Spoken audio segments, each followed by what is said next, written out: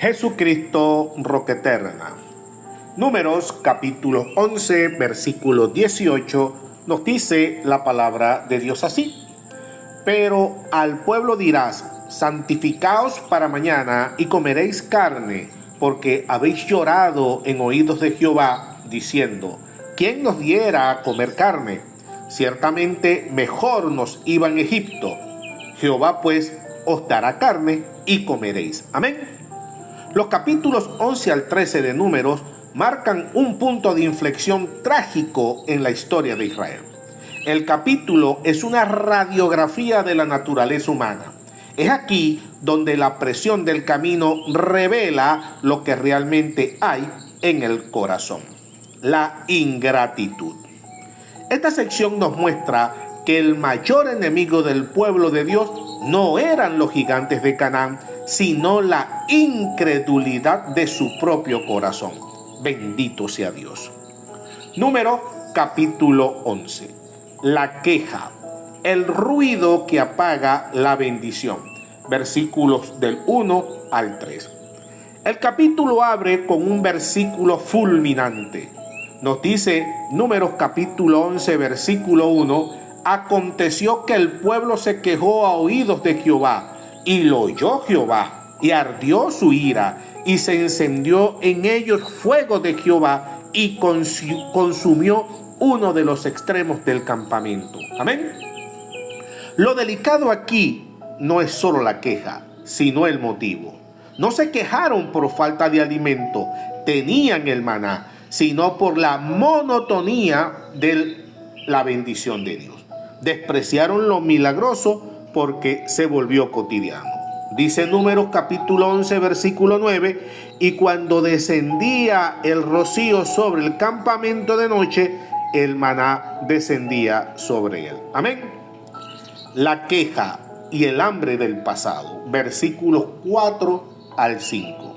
El pueblo se queja amargamente. A pesar de haber visto milagros extraordinarios, su enfoque cambió de la provisión de Dios a sus carencias personales.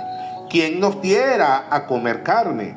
El pueblo cometió un error espiritual grave: la memoria selectiva. Nos acordábamos del pescado que comíamos en Egipto gratis. Olvidaron que esa comida gratis venía con el precio de los latigazos, el infanticidio y, por supuesto, el clamor de su esclavitud. La insatisfacción no nace de la escasez, sino de un deseo desordenado de querer lo que Dios, en su sabiduría, ha decidido no darnos en ese momento. Cuando perdemos el enfoque en la promesa futura, el enemigo nos hace creer que nuestra antigua vida de pecado era mejor o más sabrosa que la libertad en Cristo. A su nombre gloria. El cansancio del líder, versículos 11 al 17. Vemos a un Moisés abrumado que llega hasta pedir la muerte. Dios, en su gracia, no lo reprende, sino que comparte su carga con 70 ancianos. Versículo 16. Esto nos revela que el servicio a Dios no es una carrera de llanero solitario, sino una labor comunitaria bajo la unción del Espíritu Santo de Dios. Gloria al Padre. La respuesta de Dios: provisión con juicio. Versículo 18 al 35. Dios les envía codornices, pero el texto dice que fue tanta la carne que les salió por las narices. Versículo 20. Esto nos enseña que a veces Dios concede los caprichos de un corazón obstinado para que probemos la amargura de nuestras propias elecciones. Dice Números capítulo 11, versículo 33.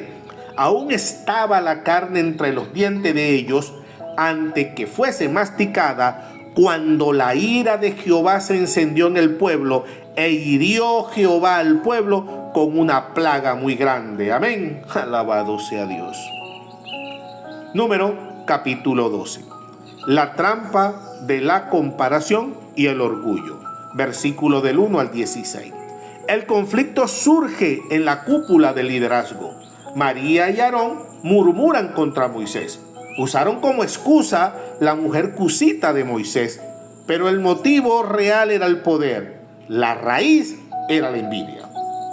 Nos dice en Números capítulo 12, versículo 2, y dijeron: ¿solamente por Moisés ha hablado Jehová? ¿No ha hablado también por nosotros? Y los oyó Jehová. Amén. Moisés no se defendió a sí mismo. La Biblia lo describe como el hombre más manso en el versículo 3. Fue Dios quien intervino.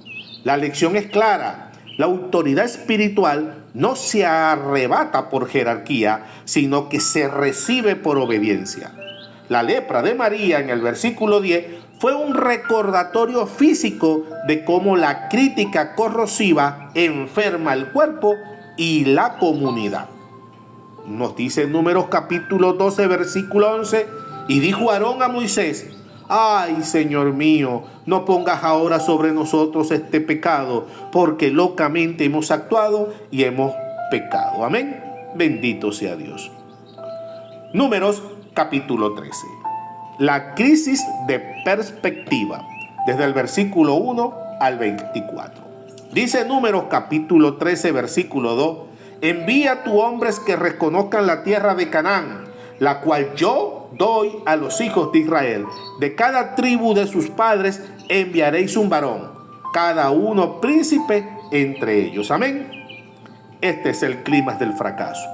Todos ven la misma realidad, una tierra que fluye leche y miel, versículo 27, pero regresan con dos informes opuestos. La visión de los 10.